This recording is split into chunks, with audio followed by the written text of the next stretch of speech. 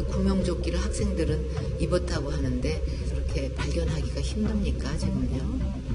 다들 안전조끼들을 입고 있는 것으로 판단하고 있습니까? 보다 강력한 재난대응 컨트롤 타워가 필요하다고 봅니다. 희생되신 분들을 위로하는 묵념의 시간을 잠시 갖도록 하겠습니다. 합동 묵념. 이 같은 사고를 막지 못한 것과 또 구조하지 못한 것은 결국은 국가의 책임입니다. 네, 영흥도 낚싯배 사고에 대해서 문재인 대통령 국가의 책임이라고 이렇게 표현했는데요. 일단 지금 방금 들어온 속보부터 좀 확인을 해야 될 것 같습니다. 지금 기자 리포트에서 보셨듯이 그 실종자 한 명이 영흥도 해수욕장 인근에서 발견이 되는데요. 그 선장으로 지금 확인되고 있습니다. 유족이 직접 확인한 결과 선장 오모 씨로 확인이 됐고요. 또 검찰이 지금 그 급유선 선장과 선원에 대해서도 좀 신중한 검토를 한다고 했는데 지금 방금 구속영장을 청구한 것으로 지금 확인을 했습니다. 실종자 이제 한 명 남았어요. 빨리 찾아야 될 텐데요.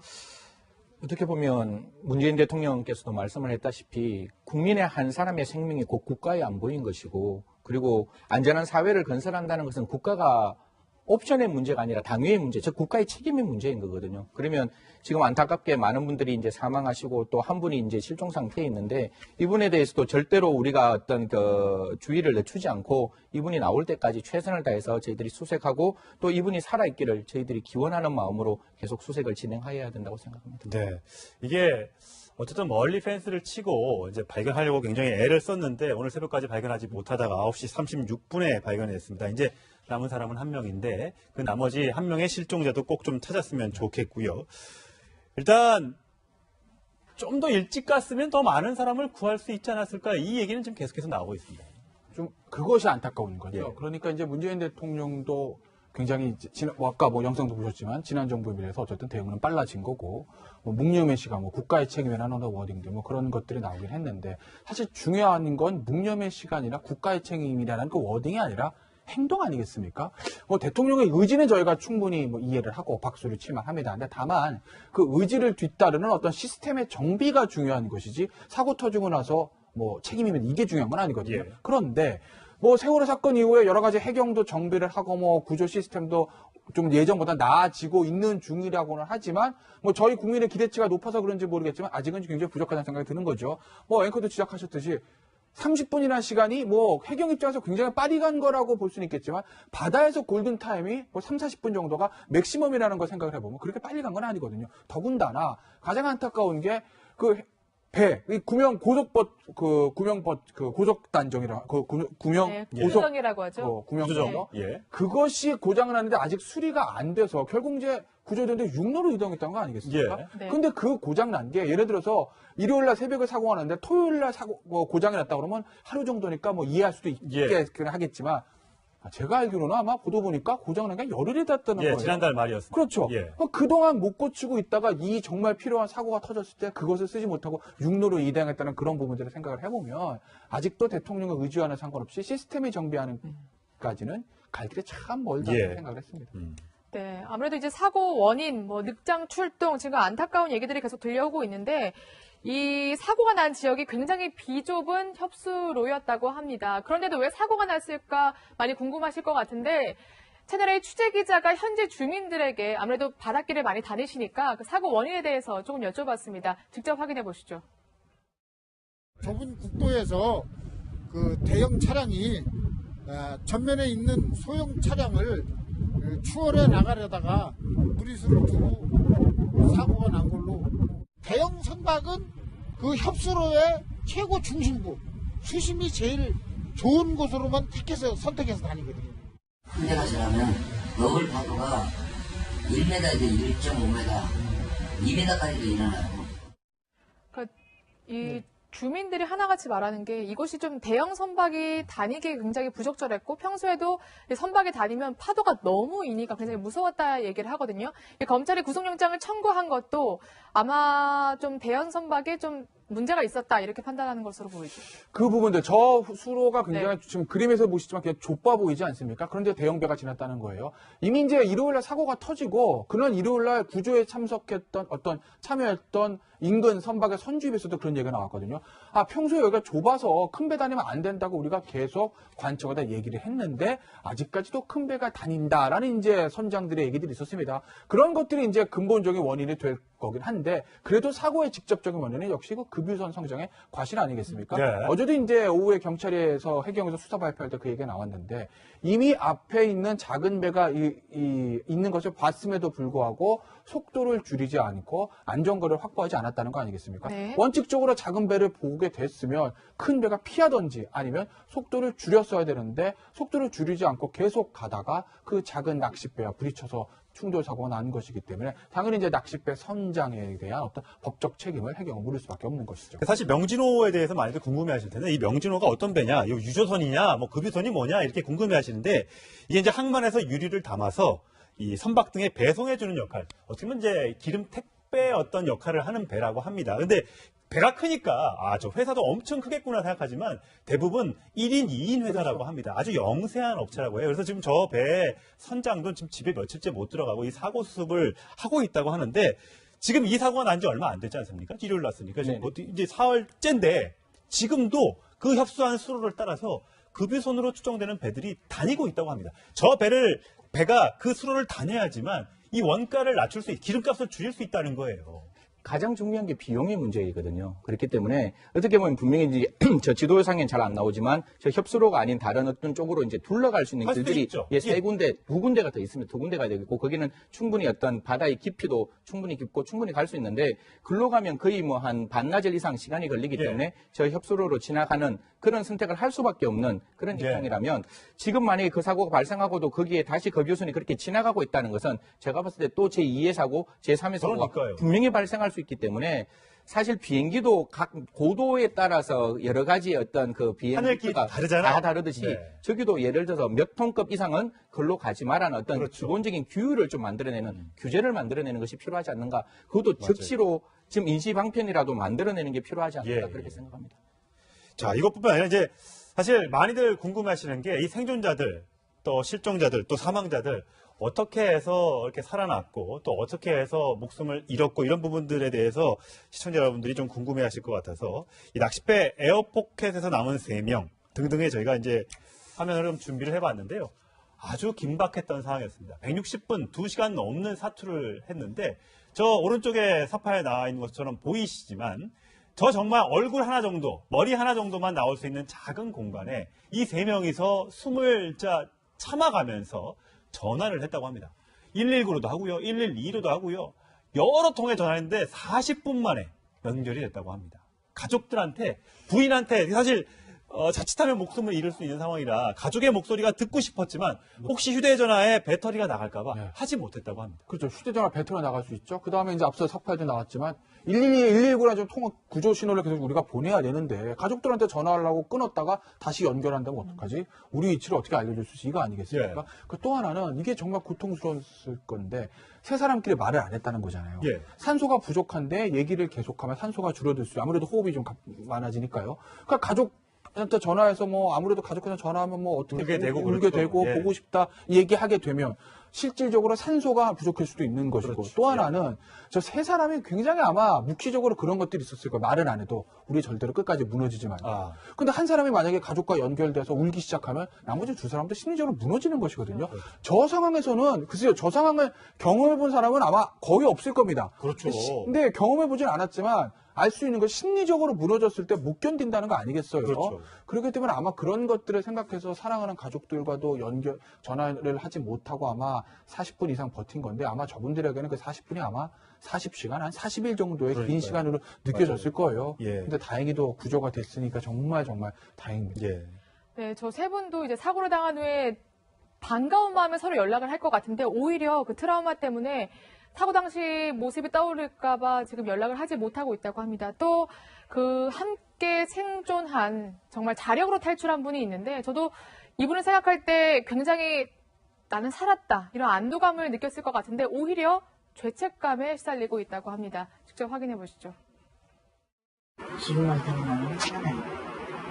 내가 밑에를 보고했을 때 주위에 한번 들어갔으면 이제 딱 부딪혔을 때 신형이 가렵게 있었단 말이지. 내 왼쪽 무릎으로 잡고 있었어도 형은 안 떨어졌을 거 아니야. 내가 나오면서 끄지고 나올 수도 있고 만약에 내가 거기서 그 손을 참고 잠수했을 때 아니 손 한 번만 이렇게 휘저어봤으면 무영면도 좋고 아니어도 뒤에 아무나라도 끌고 왔으면은 한 명은 살리지 않았을까. 네, 이분이 그 깜깜한 배 안에서 겨우 이제 그 창문을 깨고 가까스로 나온 분이거든요. 근데 오히려 지금 죄책감에 시달리고 있어요. 이게 비자발적인 낚시의 배에 탔다고 할지라도 같은 취미를 같이 할 수 있다는 생각, 그리고 그들끼리의 어떤 친분 관계가 만들어졌다면 충분히 공동체 의식이 만들어졌을 거예요. 그런데 다 같이 살았으면 문제가 없는데 나는 살고 한 사람은 유명을 달리했을 때 그 살아있는 사람이 느낄 수 있는 죄책감이라는 것은 상상을 초월할 수밖에 없는 죄책감이고, 특히 이 세 사람이 왜 통화를 안 하는가 하면 서로 간에 그 당시에 자기들 나름 속에 또 말할 수 없는 죄책감이 있었을 거예요. 그러니까 이 산소가 우리 세 명이 다 있을 때 과연 어떻게 될 거에 대한 막연한 공포감도 있었을 것이고, 그리고 어떤 사람이 살아났을 때 그 사람이 어떠한 상태인지 내가 그 사람을 조금 더 케어를 못한 부분에 대한 어떤 죄책감도 있을 것이고, 그런 부분이 있을 건데, 그냥 저 범죄를 같이 연구했는 한 사람의 어떤 입장에서 말씀을 드리면 똑같다는 거예요. 그러니까 이분들이 죄책감이라는 걸 마음속에 간직하지 말고 이분들이 더 다음 삶에, 그냥 이 이후의 삶을 어떻게 사회에 봉사할 것이고 남아있는 사람들에게 어떻게 위로할 것인가에 대한 긍정적인 생각을 가지시는 게 훨씬 더 중요하다고 생각하고, 지금의 죄책감은 좀 떨쳐내시는 게 좋다고 생각합니다. 사실 이 자력으로 탈출했던 아까 인터뷰를 했던 송모 씨는 본인은 살고 형은 목숨을 잃었습니다. 얼마나 가족을 잃은 슬픔이 더 크겠습니까마는 형 손이 아니었더라도 다른 한 사람의 손을 잡았으면 그 사람은 살릴 수 있지 않았을까, 이렇게 죄책감에 힘들어하고 있다고 합니다. 탈출 과정에 대해서도 이 송모 씨가 전해왔는데요. 한번 들어보시겠습니다.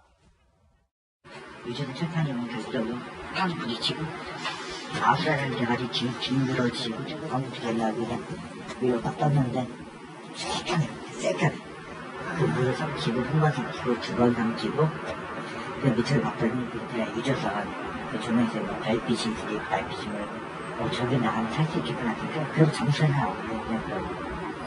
그래 잠수에서 나오니까 그렇게 떠올라서 보니까 그 배가 이렇게 뒤집어져 있어요. 우리나라. 저분이 처음에는 이게 자력으로 탈출을 했지만 이 폐렴이 심해서 굉장히 생사를 오가다가 극적으로 이제 회복을 했다고 합니다. 아마 그 몸은 나아졌지만 마음의 병이라고 그럴까요? 상당히 이제 트라우마에 시달릴 수밖에 없죠. 왜냐하면 저기서 살아나오는 것도 힘든데 또 형 문제도 있고 여러 가지들 어떤 심리적으로 굉장히 복잡하지 않겠습니까? 아마 이제 아까 그 에어포켓 가시는 그런 분들도 아마 이런 얘기들이 있더라고요. 어두운 곳에는 아직도 못 간다. 예, 그렇게 대한 방. 그렇겠죠. 얼마나 힘들겠어요. 근데 저 송 씨도 그 에어포켓에 갇혀 있던 분은 아니지만 어쨌든 본인도 정말 죽음의 공간에서 살아 돌아왔고, 그럼에도 불구하고 마음 한켠에 또 마음의 빚이라고 본인이 느껴지는 것들이 있지 않겠습니까? 그래서 아마 상당히 이제 심리적으로 조금 쉽진 않으실, 앞으로 좀 곤란을 겪으실 것 같은데, 그래서 우리가 이런 심리적 증후군들, 이런 큰 사고를 겪었을 때 생존자들에 대한 어떤 심리 치료를 하는 부분들에 대해서 좀 국가에서 조금 그런 시스템을 만들어 둔다는 얘기를 대형 사고가 있을 때마다 하는데, 그런 부분에 대한 어떤 이 생존자들에 대한 배려가 필요한 시점 아닌가 생각합니다. 네. 또 이제 생존자들 가운데는 아무래도 그나마 다행히 선상 위에 있어서 바깥으로 튀어나가는 바람에 생존하신 분들도 있거든요. 그분들 그 생존 당시 어땠는지 저희가 어렵지만 좀 인터뷰를 요청을 했습니다. 직접 확인해 보시죠. 앉아서 저희는 맨 처음 저희만 빠진 거예요. 바닥 저희 배는 멀쩡하고 우리가 멀리 팀이 나와서 우리는 서로 막 찾고 있는 걸로 알고 있었거든요. 근데 이제 구조되고 나서 이제 그 후에 저희가 차가 치고 몇개 보니까 한 시간 그냥 배에서 이제 부서지면서 나온 거예요. 손을 저어보니까 스티로폼 잡히길래 동생들하고 같이 잡고 이제 살려달라고 외치고. 이 시장님이 원래 11월이 끝이에요. 화장도 이쁘게 벗게 하고 와가지고 이제 자기 스텝 끝났다고 마지막 일종이 많이 도와드리러 일부러 왔다고 왔다고 그러죠. 오늘 너무 그게 있었던 게 웬일이야. 그런 일이 있었다가 그러고 나서 그 사고는 네, 저기서 실장님이 누구냐면요. 배 타면 낚시 미끼 끼는 분도 알려주는 분, 그리고 요리 또 물고기 잡으면 회 이렇게 떠주시는 그분인데 22명의 탑승객 가운데 유일하게 여성 승객이었고요. 여성 이제 어떻게 보면 배 관계자죠. 그래서 낚시꾼들의 뭐 누나, 여동생 이렇게 불렸는데 사실 안 나가고 싶었는데 야 이번이 마지막 그 항해니까 꼭 한번 좀 나가주라.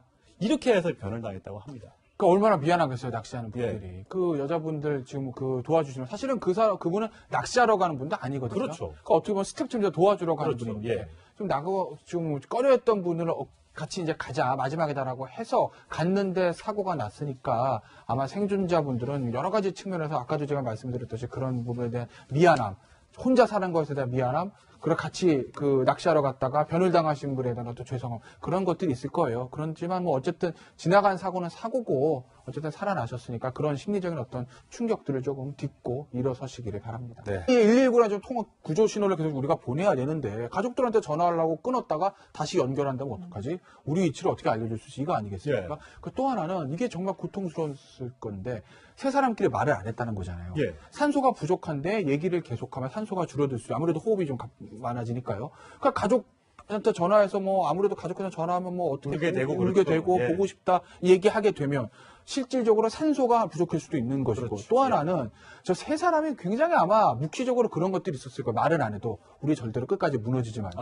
근데 한 사람이 만약에 가족과 연결돼서 울기 시작하면 나머지 두 사람도 심리적으로 무너지는 것이거든요.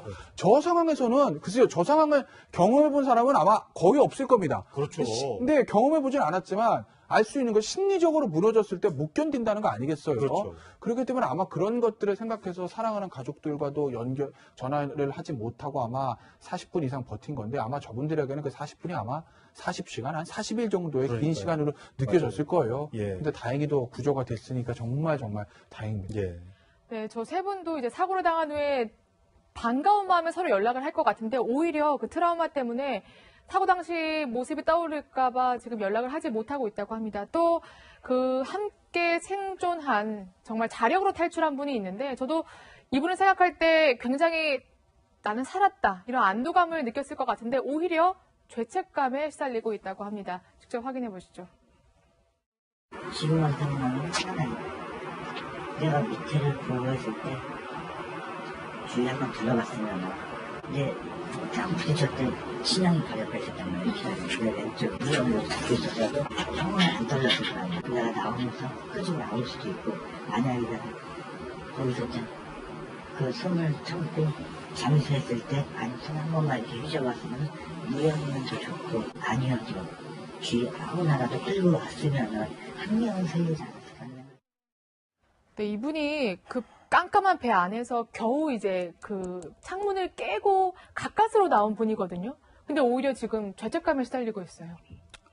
이게 비자발적인 낚시의 배에 탔다고 할지라도 같은 취미를 같이 할 수 있다는 생각, 그리고 그들끼리의 어떤 친분 관계가 만들어졌다면 충분히 공동체 의식이 만들어졌을 거예요. 그런데 다 같이 살았으면 문제가 없는데 나는 살고 한 사람은 유명을 달리했을 때 그 살아있는 사람이 느낄 수 있는 죄책감이라는 것은 상상을 초월할 수밖에 없는 죄책감이고, 특히 이 세 사람이 왜 통화를 안 하는가 하면 서로 간에 그 당시에 자기들 나름 속에 또 말할 수 없는 죄책감이 있었을 거예요. 그러니까 뭐 구조 시스템도 좀 예전보다 나아지고 있는 중이라고는 하지만 뭐 저희 국민의 기대치가 높아서 그런지 모르겠지만 아직은 굉장히 부족하다는 생각이 드는 거죠. 뭐 앵커도 지적하셨듯이 30분이라는 시간이 뭐 해경 입장에서 굉장히 빨리 간 거라고 볼 수는 있겠지만 바다에서 골든타임이 뭐 3, 40분 정도가 맥시멈이라는 걸 생각을 해보면 그렇게 빨리 간 건 아니거든요. 더군다나 가장 안타까운 게 그 배, 이 구명 고속단정이라, 구조정이라고 하죠. 구명조정. 예. 그것이 고장을 났는데 아직 수리가 안 돼서 결국 이제 구조되는데 육로로 이동했던 거 아니겠습니까? 예. 네. 근데 그 고장 난 게 예를 들어서 일요일 날 새벽에 사고가 났는데 토요일 날 고장이 났다 그러면 하루 정도니까 뭐 이해할 수도 있겠긴 하겠지만 제가 알기로는 아마 보도 보니까 고장난 게 열흘이 됐다는 거예요. 지난달 말이었습니다. 그렇죠. 예. 그동안 못 고치고 있다가 이 정말 필요한 사고가 터졌을 때 그것을 쓰지 못하고 육로로 이동했다는 그런 부분들을 생각을 해보면 아직도 대통령의 의지와는 상관없이 시스템이 정비하는 까지는 갈 길이 참 멀다고 생각을 했습니다. 네, 아무래도 이제 사고 원인, 뭐 늑장 출동, 지금 안타까운 얘기들이 계속 들려오고 있는데 이 사고가 난 지역이 굉장히 비좁은 협수로였다고 합니다. 그런데도 왜 사고가 났을까 많이 궁금하실 것 같은데 채널A 취재 기자가 현재 주민들에게 아무래도 바닷길을 많이 다니시니까 그 사고 원인에 대해서 조금 여쭤봤습니다. 직접 확인해 보시죠. 좁은 국도에서 그 대형 차량이 전면에 있는 소형 차량을 추월해 나가려다가 무리수를 두고 사고가 난 걸로. 대형 선박은 그 협수로의 최고 중심부, 수심이 제일 좋은 곳으로만 선택해서 다니거든요. 큰 데가 지나면 어글 파도가 1m에서 1.5m, 2m까지도 일어나요. 그러니까 이 주민들이 하나같이 말하는 게 이곳이 좀 대형 선박이 다니기 굉장히 부적절했고 평소에도 선박이 다니면 파도가 너무 이니까 굉장히 무서웠다 얘기를 하거든요.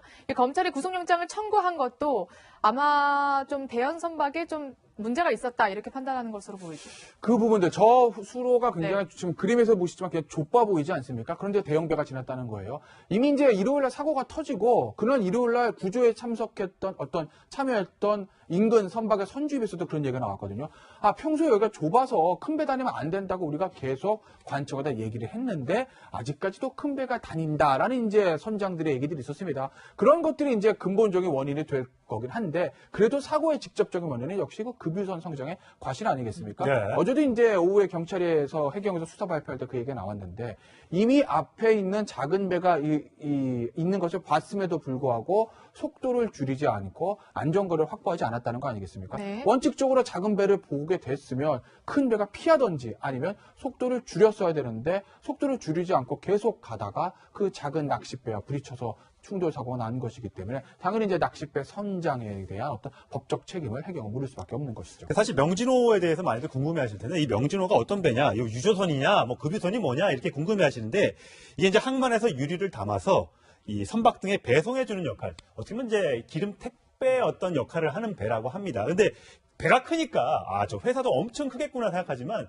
대부분 1인, 2인 회사라고 합니다. 아주 영세한 업체라고 해요. 그래서 지금 저 배 선장도 지금 집에 며칠째 못 들어가고 이 사고 수습을 하고 있다고 하는데 지금 이 사고가 난 지 얼마 안 됐지 않습니까? 일요일 났으니까 지금 이제 4월째인데 지금도 그 협소한 수로를 따라서 급유선으로 추정되는 배들이 다니고 있다고 합니다. 저 배가 그 수로를 다녀야지만 이 원가를 낮출 수 기름값을 줄일 수 있다는 거예요.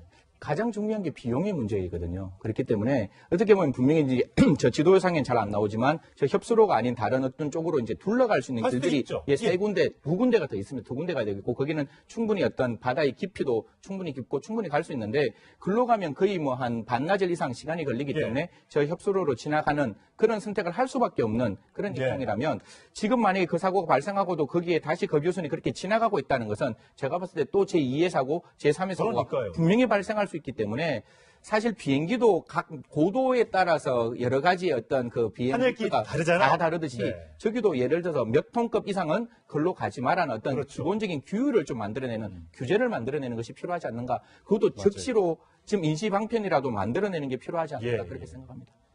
자, 이것뿐만 아니라 이제 사실 많이들 궁금해하시는 게 이 생존자들 또 실종자들 또 사망자들 어떻게 해서 이렇게 살아났고 또 어떻게 해서 목숨을 잃었고 이런 부분들에 대해서 시청자 여러분들이 좀 궁금해하실 것 같아서 이 낚싯배 에어포켓에서 남은 3명 등등의 저희가 이제 화면을 좀 준비를 해봤는데요. 아주 긴박했던 상황이었습니다. 160분, 2시간 넘는 사투를 했는데 저 오른쪽에 서파에 나와 있는 것처럼 보이시지만 저 정말 얼굴 하나 정도, 머리 하나 정도만 나올 수 있는 작은 공간에 이 3명이서 숨을 참아가면서 전화를 했다고 합니다. 119로도 하고요. 112로도 하고요. 여러 통에 전화했는데 40분 만에 연결이 됐다고 합니다. 가족들한테, 부인한테 사실 자칫하면 목숨을 잃을 수 있는 상황이라 가족의 목소리가 듣고 싶었지만 혹시 휴대전화에 배터리가 나갈까봐 하지 못했다고 합니다. 그렇죠. 휴대전화 배터리가 나갈 수 있죠. 그 다음에 이제 앞서 석파에도 나왔지만 이 산소가 우리 3명이 다 있을 때 과연 어떻게 될 거에 대한 막연한 공포감도 있었을 것이고 그리고 어떤 사람이 살아났을 때 그 사람이 어떠한 상태인지 내가 그 사람을 조금 더 케어를 못한 부분에 대한 어떤 죄책감도 있을 것이고 그런 부분이 있을 건데 그냥 범죄를 같이 연구했는 한 사람의 어떤 입장에서 말씀을 드리면 똑같다는 거예요. 그러니까 이분들이 죄책감이라는 걸 마음속에 간직하지 말고 이분들이 더 다음 삶에 그냥 이 이후의 삶을 어떻게 사회에 봉사할 것이고 남아있는 사람들에게 어떻게 위로할 것인가에 대한 긍정적인 생각을 가지시는 게 훨씬 더 중요하다고 생각하고 지금의 죄책감은 좀 떨쳐내시는 게 좋다고 생각합니다. 사실 이 자력으로 탈출했던 아까 인터뷰를 했던 송모 씨는 본인은 살고 형은 목숨을 잃었습니다. 얼마나 가족을 잃은 슬픔이 더 크겠습니까마는 형 손이 아니었더라도 다른 한 사람의 손을 잡았으면 그 사람은 살릴 수 있지 않았을까 이렇게 죄책감에 힘들어하고 있다고 합니다. 탈출 과정에 대해서도 이 송모 씨가 전해왔는데요. 한번 들어보시겠습니다. 요즘 재판이면 계속적으로 땅 부딪히고 아수라는 데가지고 징그러지고 어떻게 하려고 그냥 위로 딱 떴는데 새까매 그 물에서 키고 한 번 삼키고 두 번 삼키고 그 밑을 봤더니 밑에 잊어서 그 주변에서 뭐 별빛이 두개 별빛이 뭐고 저기 나가면 살 수 있겠구나 그래서 점수에 나오거든요. 그래 점수에서 나오니까 그렇게 떠고 나서 보니까 그 배가 이렇게 뒤집어져 있어요. 우리나라. 저분이 처음에는 이게 자력으로 탈출을 했지만 이 폐렴이 심해서 굉장히 생사를 오가다가 극적으로 이제 회복을 했다고 합니다. 아마 그 몸은 나아졌지만 마음의 병이라고 그럴까요? 상당히 이제 트라우마에 시달릴 수밖에 없죠. 왜냐하면 저기서 살아나오는 것도 힘든데 또 형의 문제도 있고 여러 가지들 어떤 심리적으로 굉장히 복잡하지 않겠습니까? 아마 이제 아까 그 에어포켓 가시는 그런 분들도 아마 이런 얘기들이 있더라고요. 어두운 곳에는 아직도 못 간다. 예, 그렇게 대한 방. 그렇겠죠. 예. 얼마나 힘들겠어요. 근데 저 송 씨도 그 에어포켓에 갇혀 있던 분은 아니지만 어쨌든 본인도 정말 죽음의 공간에서 살아 돌아왔고 그럼에도 불구하고 마음 한켠에 또 마음의 빚이라고 본인이 느껴지는 것들이 있지 않겠습니까? 예. 그래서 아마 상당히 이제 심리적으로 조금 쉽진 않으실 앞으로 좀 곤란을 겪으실 것 같은데 그래서 우리가 이런 심리적 증후군들 이런 큰 사고를 겪었을 때 생존자들에 대한 어떤 심리 치료를 하는 부분들에 대해서 좀 국가에서 조금 그런 시스템을 만들어야 된다는 얘기를 대형 사고가 있을 때마다 하는데 그런 부분에 대한 어떤 이 생존자들에 대한 배려가 필요한 시점 아닌가 생각합니다. 네. 또 이제 생존자들 가운데는 아무래도 그나마 다행히 선상 위에 있어서 바깥으로 튀어나가는 바람에 생존하신 분들도 있거든요. 그분들 그 생존 당시 어땠는지 저희가 어렵지만 좀 인터뷰를 요청을 했습니다.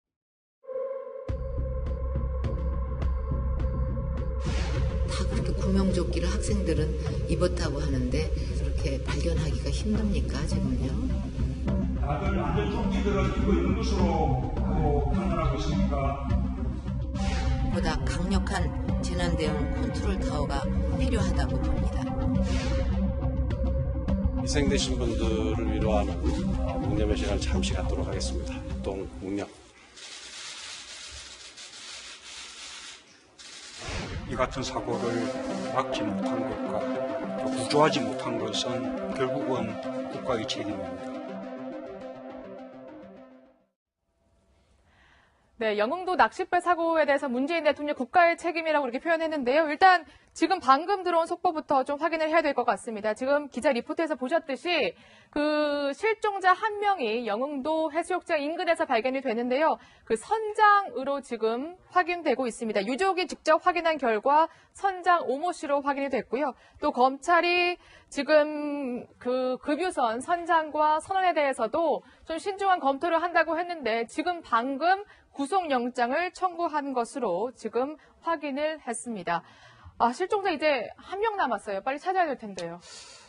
어떻게 보면 문재인 대통령께서도 말씀을 했다시피 국민의 한 사람의 생명이 곧 국가의 안보인 것이고 그리고 안전한 사회를 건설한다는 것은 국가가 옵션의 문제가 아니라 당위의 문제, 즉 국가의 책임의 문제인 거거든요. 그러면 지금 안타깝게 많은 분들이 이제 사망하시고 또 한 분이 이제 실종 상태에 있는데 이분에 대해서도 절대로 우리가 어떤 그 주의를 늦추지 않고 이분이 나올 때까지 최선을 다해서 저희들이 수색하고 또 이분이 살아있기를 저희들이 기원하는 마음으로 계속 수색을 진행해야 된다고 생각합니다. 네.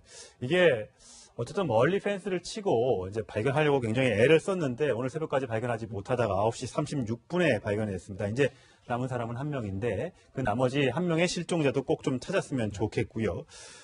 일단 좀 더 일찍 갔으면 더 많은 사람을 구할 수 있지 않았을까 이 얘기는 지금 계속해서 나오고 있습니다. 좀 그것이 안타까운 거죠. 예. 그러니까 이제 문재인 대통령도 굉장히 아까 영상도 보셨지만 지난 정부에 비해서 어쨌든 대응은 빨라진 거고 묵념의 시간, 국가의 책임이라는 워딩들 그런 것들이 나오긴 했는데 사실 중요한 건 묵념의 시간이나 국가의 책임이라는 그 워딩이 아니라 행동 아니겠습니까? 대통령의 의지는 저희가 충분히 이해를 하고 박수를 칠만 합니다. 근데 다만 그 의지를 뒤따르는 어떤 시스템의 정비가 중요한 것이지 사고 터지고 나서 책임이면 이게 중요한 건 아니거든요. 예. 그런데 세월호 사건 이후에 여러 가지 해경도 정비를 하고